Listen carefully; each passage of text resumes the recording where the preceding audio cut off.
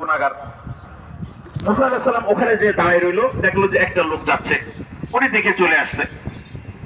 বিকেলবেলা মুসা আলাইহিস সালাম আল্লাহকে বলল যে আল্লাহ, এই পৃথিবীতে সবচেয়ে নেককার মানুষকে তাকে আমি একটু দেখতে চাই। আল্লাহ বলল মুসা ওই রাস্তার 3 মাথায় যে দাঁড়ায় থাকো, তুমি দেখতে পারবা। মুসা আলাইহিস সালাম রাস্তার ওই 3 মাথায় যে দাঁড়াইছে, দেখেছে যেই লোক সকালে গেছে ওই লোক এখন আবার যাচ্ছে। মুসা আলাইহিস সালাম আশ্চর্য হয়ে বলল যে আল্লাহ, ব্যাপার তো বুঝলাম না, সকালে দেখতে চাইছি সবচেয়ে বড় অপরাধী আর তুমি তাকে দেখাইলা, এখন দেখতে চাইছি সবচেয়ে বড় নেককার, এখনো তুমি তাকে দেখাইলা, এর কারণটা কি? এর কারণ হইল এই ব্যক্তি সকালবেলা যখন যায় সবচেয়ে বড় গুনাহগার ছিল, কোনো সন্দেহ নাই। তার ছোট বাচ্চারে নিয়ে জঙ্গলে গেছে, জঙ্গলে যাওয়ার পর ওই লোক চুপচাপ বসে রয়েছে। সন্তান জিজ্ঞাসা করে যে বাবা, তোমার মুখ কালো কেন, কেন তুমি প্রেশান? তখন এই ব্যক্তি তার সন্তানকে বলতেছে যে বাবা, আমি বড় গুনাহগার, আমার গুনাহ অনেক বেশি, আল্লাহ আমারে মাফ করবেন কিনা জানি না, এই জন্য আমার মনটা খারাপ। তখন এই বাচ্চা জিজ্ঞেস করে যে বাবা, এই বিশাল জঙ্গলে যত গাছ আছে, এই গাছের যত পাতা আছে, এর চেয়ে থেকে তোমার গুনাহ বেশি? হ্যাঁ, এর চেয়ে তো অনেক বেশি।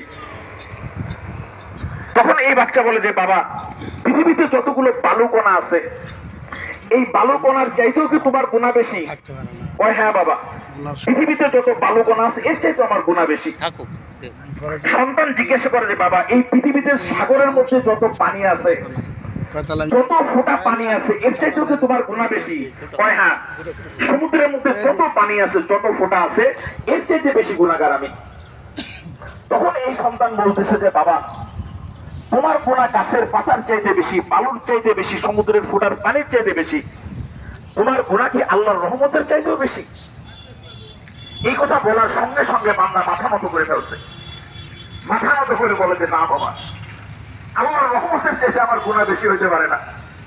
আমি যত বড় গুনাহগারই হই না কেন, আমার আল্লাহর রহমত আজ চাইতে আরো অনেক গুণ বেশি, আরো অনেক অনেক কোটি কোটি গুণ বেশি আমার আল্লাহর রহমত।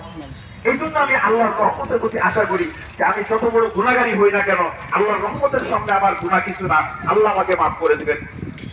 আমার এই বান্দা যে আমার কাছে এইভাবে আত্মসমর্পণ করছে, এই আত্মসমর্পণের কারণে তার জীবনের সমস্ত গুনাহগুলোকে আমি নেকে পরিবর্তন করে দিছি। সুতরাং যেই বান্দা সকালবেলা সবচেয়ে বড় গুনাহগার ছিল, সন্ধ্যাবেলা সেই বেটা দুনিয়ার সবচেয়ে বড় নেককার পরিণত হয়ে গেছে। সুতরাং আজকে এই ময়দানে আসছি একটা মাত্র কাজ, আল্লাহর কাছে তওবা করা। বৃষ্টি কেন হয় না? হাদিস শরীফে বিভিন্ন কারণ আছে। এর মধ্যে একটা কারণ হইল ধনীরা যদি যাকাত না দেয়, সম্পদশালীরা যাকাত আদায় না করলে বৃষ্টি বন্ধ হয়ে যায়।